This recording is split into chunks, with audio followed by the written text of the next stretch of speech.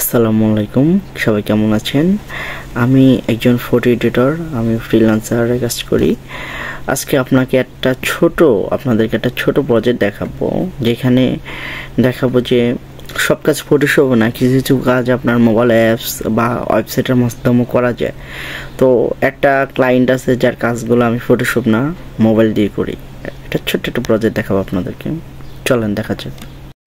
তো এইটা হলো ওর ছবি, আর এটা করতে হবে আমার রিটাচ। হ্যাঁ,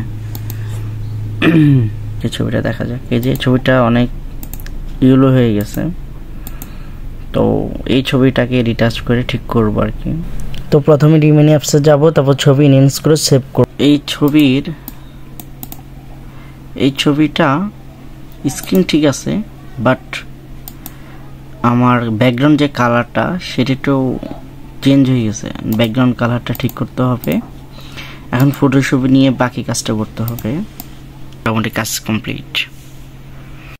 এই হলো আমার বিফোর ইমেজ, আর কাজ করার ইমেজ পরে হচ্ছে এইটা।